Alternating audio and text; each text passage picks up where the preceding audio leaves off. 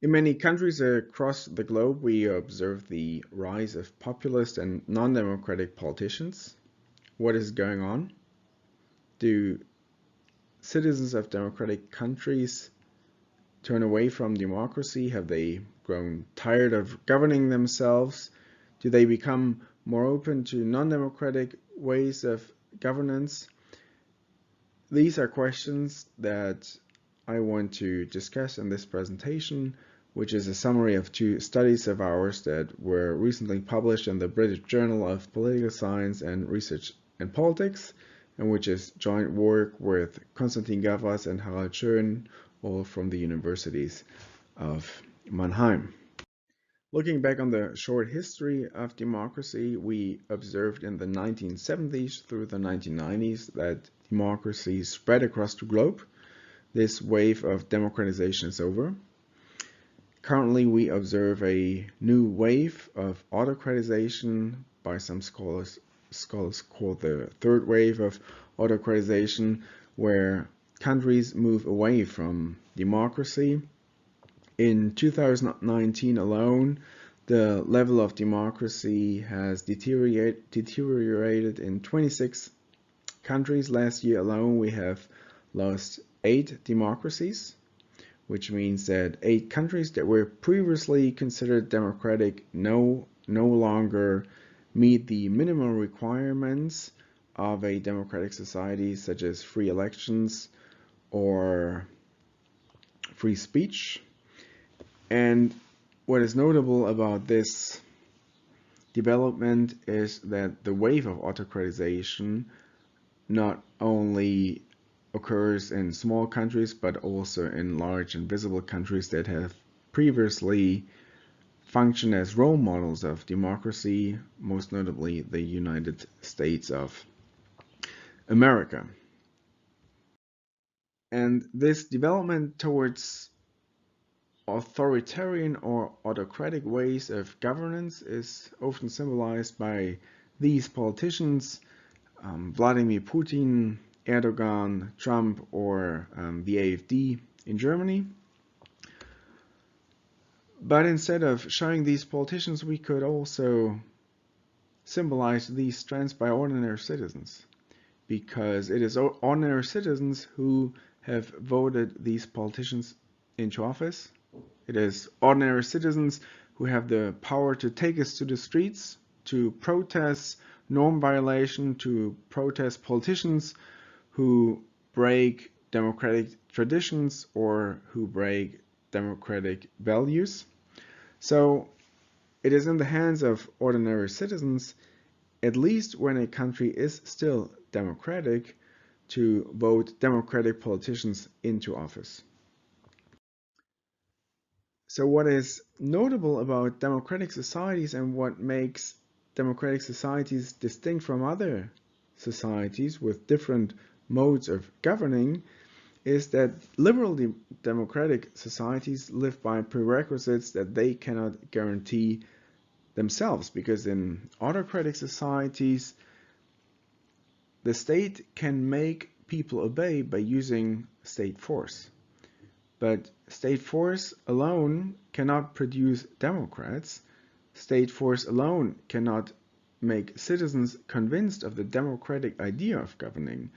So, in consequence, democracy without democrats is unthinkable, and a democracy in which the citizens do not want to govern themselves is not sustainable. So, examining whether the citizens of democratic societies actually want to govern themselves and whether the citizens of democratic societies support the idea of democracy is essential, not only from a normative standpoint, but also from a functional standpoint, because widespread support for democracy is a necessary condition for a healthy democratic society and for one which is here to stay. And in the scholarly literature, there is now an important debate about the state of democratic support. To what degree do citizens of democratic societies still support democracy?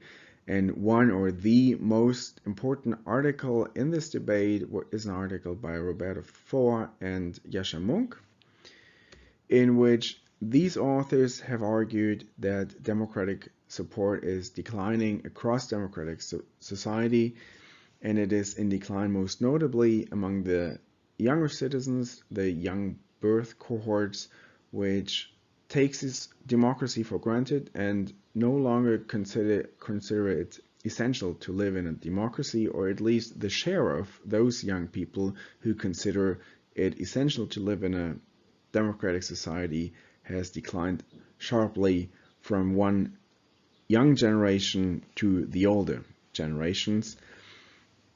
And in addition to these generational arguments, support for democracy has also declined over time, so that support for democracy is now lower than in previous. However, this conclusion of democratic deconsolidation is controversial. Many other scholars object the conclusion and have argued that evidence was cherry-picked and that then fair assessment of the entire evidence base would not suggest that people are turning away from democracy. These critics argue that there is no consistent evidence of democratic fatigue. So in consequence, everyone who is interested in reliable answers about whether democracy's attitudinal foundations are in decline is left with considerable uncertainty about what political science can tell us about this crucial question of our time. Is democratic fatigue widespread? Are citizens actually turning away from democracy, or is there no reason to worry? And our starting point for these two studies that I present in this presentation is an attempt to strengthen the reliability and validity of these findings in a contested field of research, where contested means that fortunately there are many participants in this debate who all bring their perspective in but have not reached a common conclusion. And it is also a contested field of research because something is at stake. The questions that are under investigation really matter. And we have identified four problems that we hope to help overcome. First, which all participants in this debate have identified, is that there is relatively scant data about what citizens currently think about democracy and how citizen support for democracy has developed over the years and over the decades. So one of our contributions is to bring new data in, which also helps to identify whether some dynamics in support for democracy were just short-lived fluctuations or whether these potential dynamics denote long-term trends. And second, which is both a bias and a virtue, is that in attempts to measure democratic support, because it is a very complex construct, there are multiple measures available, which is good because it is a complex construct, but on the other hand, it hinders comparability. Maybe democratic support is in decline on some indicators, but is actually increasing in other indicators, which is the background for why authors have argued and other authors have engaged in cherry picking. So what we did to overcome this state of affairs is to pre-register all our analysis, which prevents cherry picking of evidence because it makes analytical decisions and reporting decisions independent from what we actually found before conducting our empirical analysis. Therefore, we have publicly stated how we would conduct these analysis.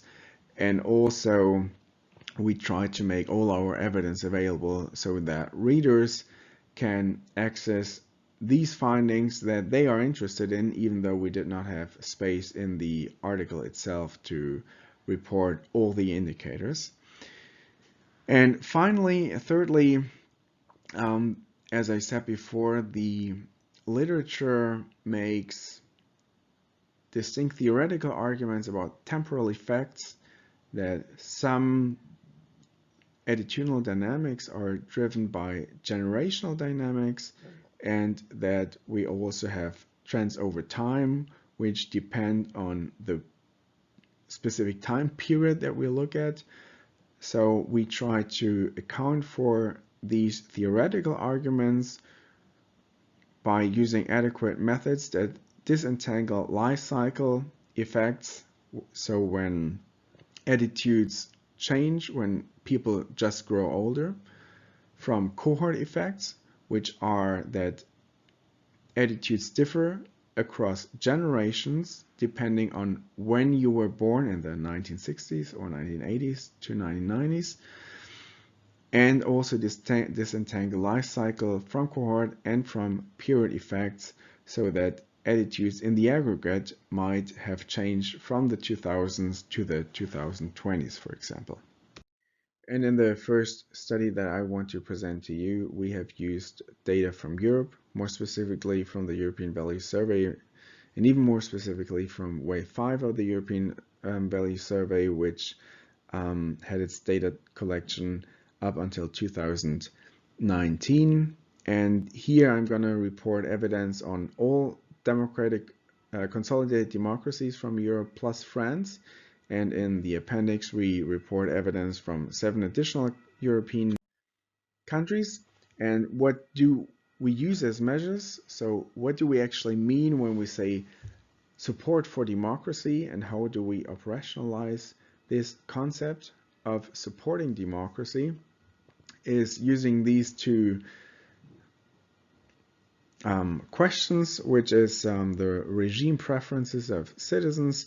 First, regime preferences for the democratic system itself, and second, regime preferences for one alternative system of governing, which is a non-democratic system, and in this case an authoritarian system of governance. And the other two indicators of regime preferences will not be discussed here, but are also reported in the appendix, and you can have a look at the findings there if you're interested.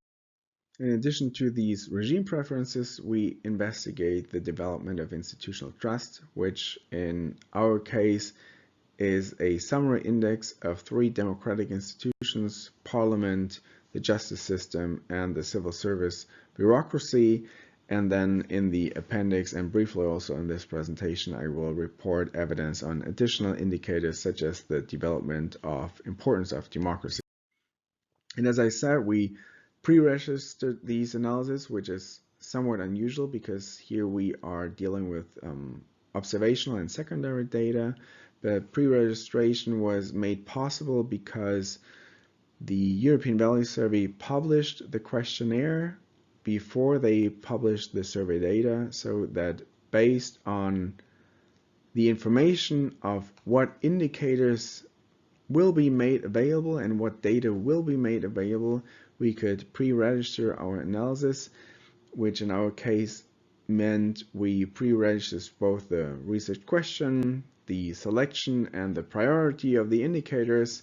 We pre-registered our analytical strategy and the analytical code, so we uploaded our R code and stata syntax, and we also pre-registered which kind of robustness test we would conduct and which inferential rules we would apply to guide our interpretation, so that all these pre-registered decisions prevent us from making an analytical decision based on the empirical findings, so that intentionally or unintentionally we would not sway the conclusions in one way or the others. But beforehand we thought about what are the most important indicators, when would we interpret them as indicating democratic deconsolidation or stability, and these questions. Because it is a complex analysis, in some cases After data collection, we had to deviate from the pre-analysis plan in more minor ways, and we have documented and discussed these deviations in our appendix. And as I've mentioned multiple times, the appendix by now, it looks like this is a website, and it allows you to basically have a look at all indicators and different analytical specifications on your own if you're interested in. And to analyze how democratic support has developed across generation and over time, we have used generalized additive models, and then we have conducted additional robustness analysis with an alternative modeling strategy that also allows us to disentangle life cycle and period and cohort effects.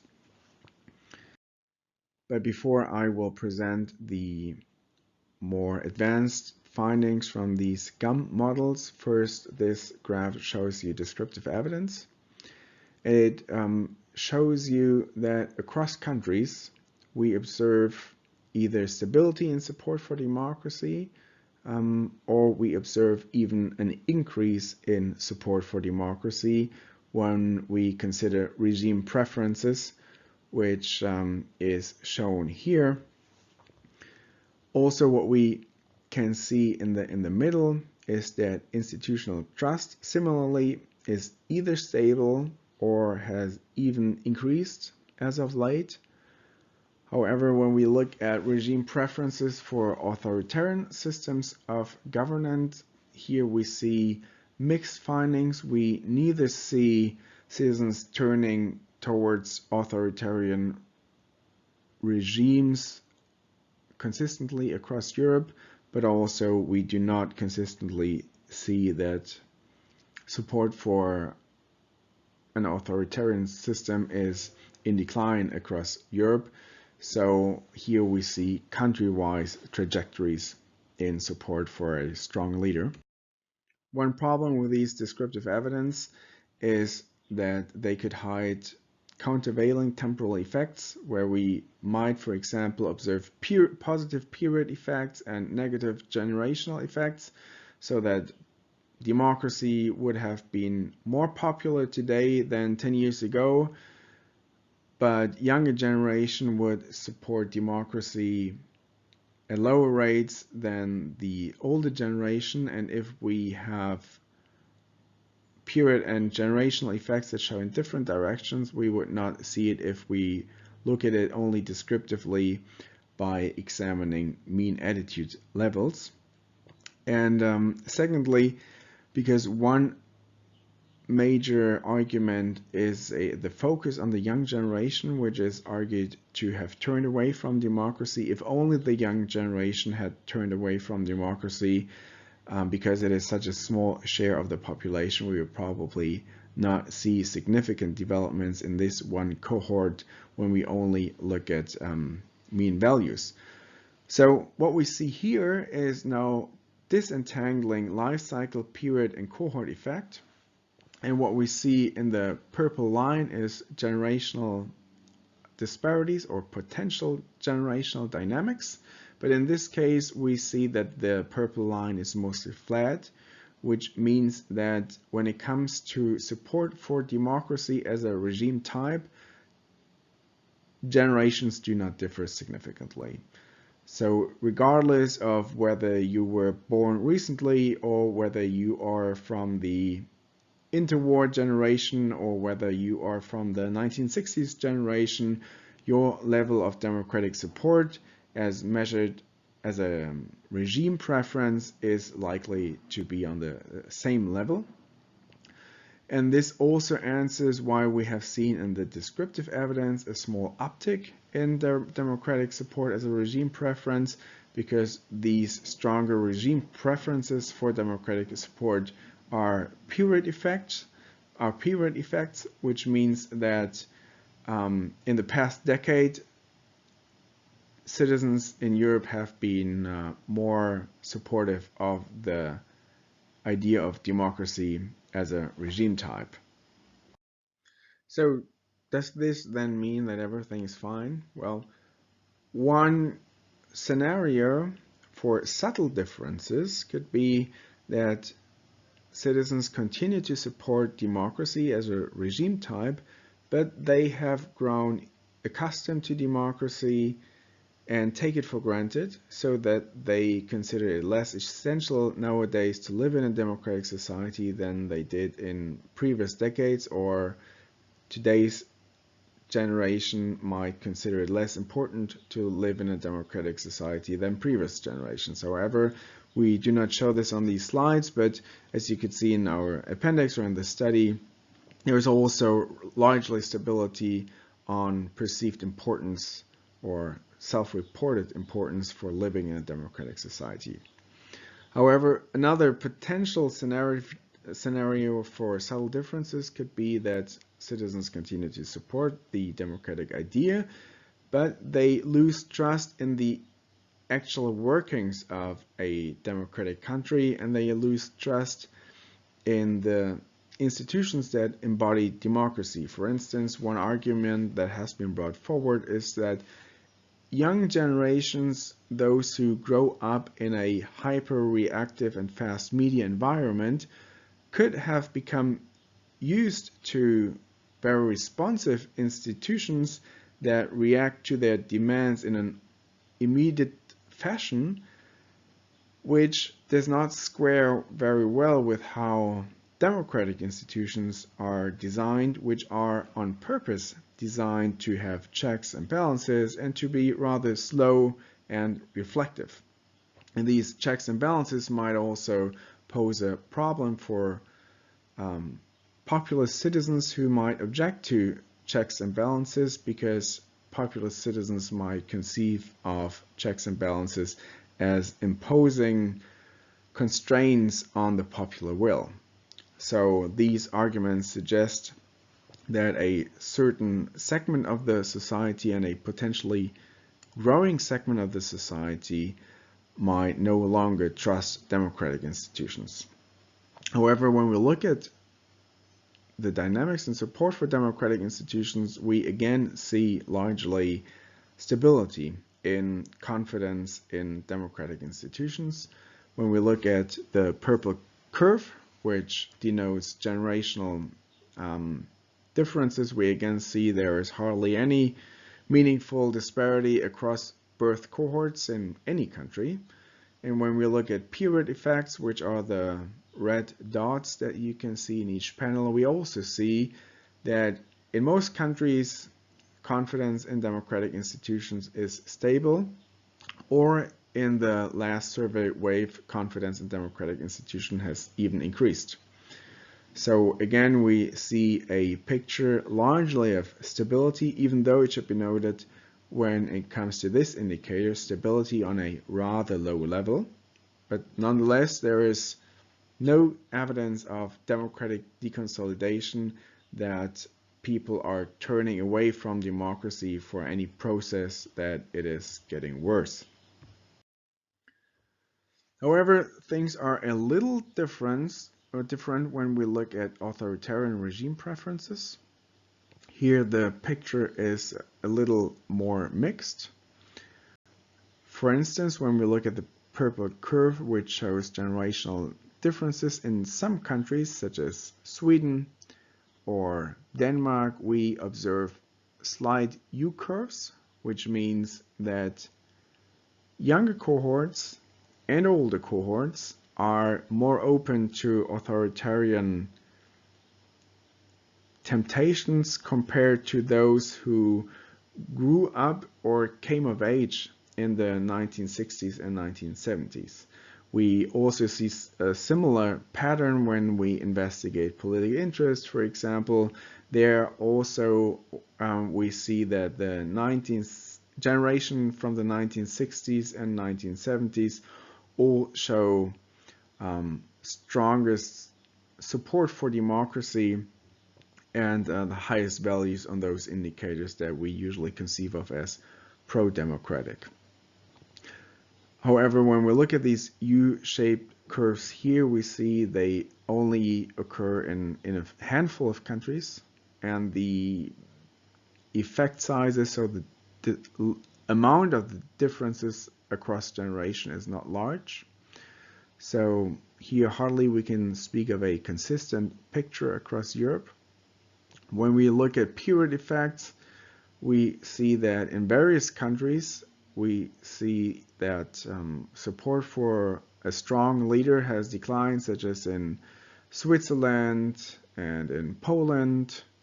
But we also see that, for example, in Italy, support for a strong leader has increased. So again, there is no consistent picture across Europe, but when it comes to support for a strong leader, we see more dynamics, and in some countries we also see more openness towards this type of an alternative system to a democratic system.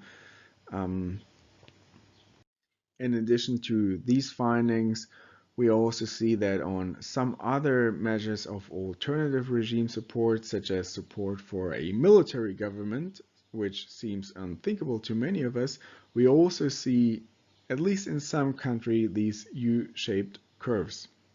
So when we compare the collected evidence that we have available so far, is that mostly we observe stability in democratic support. There is limited evidence that the young generations, at least in some countries, grow open to non-democratic regime types.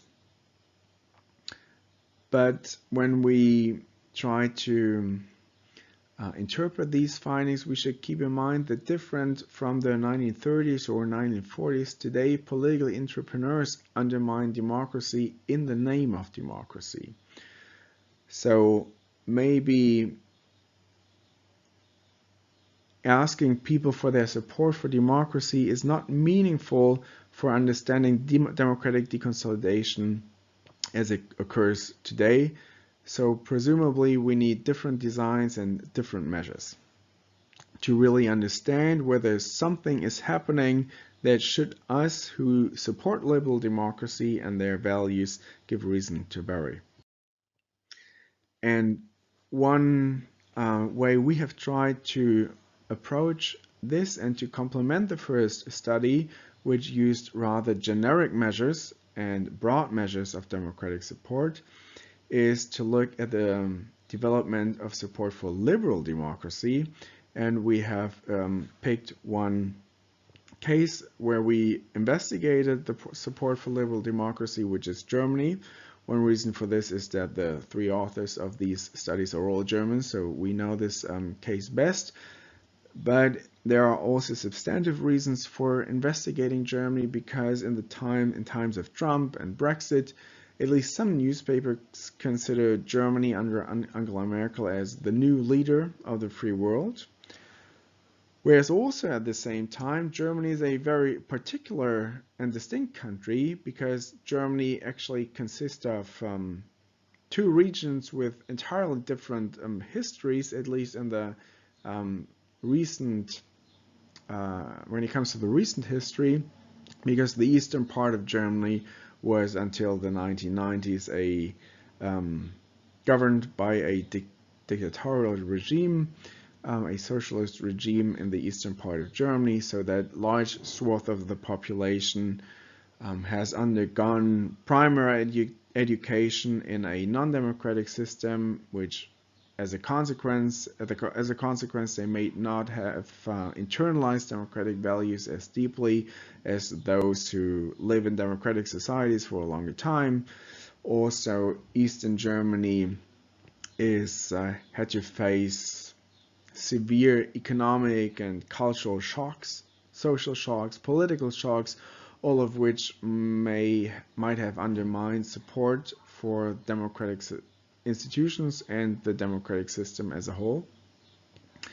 And also, we observe in East Germany many of these phenomena that we usually consider as indicators of problems in democratic societies, such as support for challenger parties, support for populist parties, as we see here on this slide and on this photo. So there are various reasons to think of East Germany as a more or even most likely case for signs of democratic deconsolidation. So if we observe democratic deconsolidation, we might observe democratic deconsolidation in East Germany earlier and already see signs there.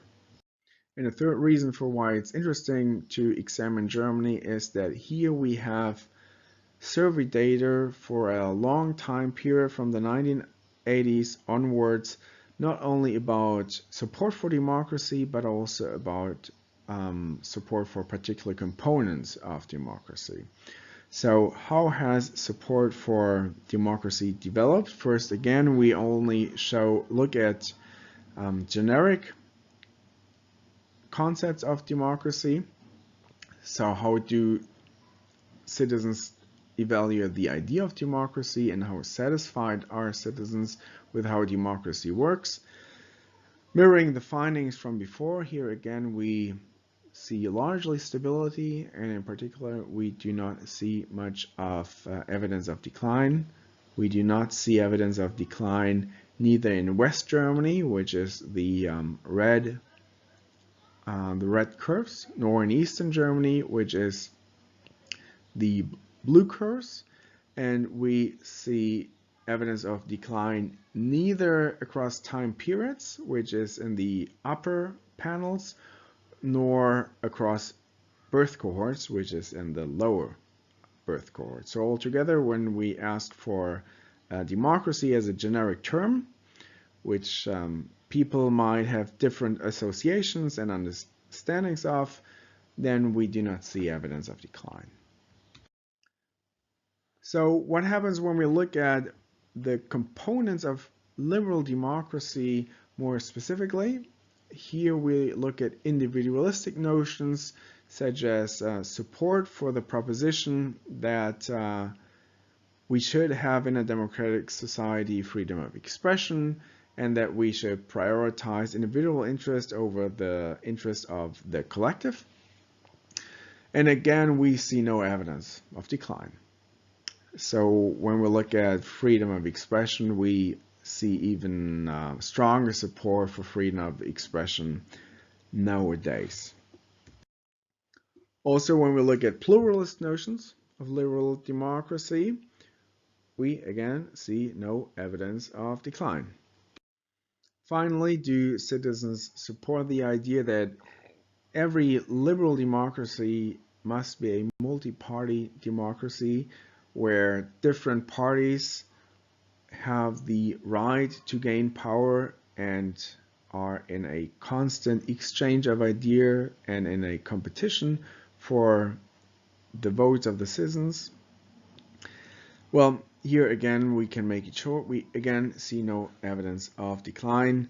Citizens' support for multi-party notions of liberal democracy is mostly stable both across generations and over time.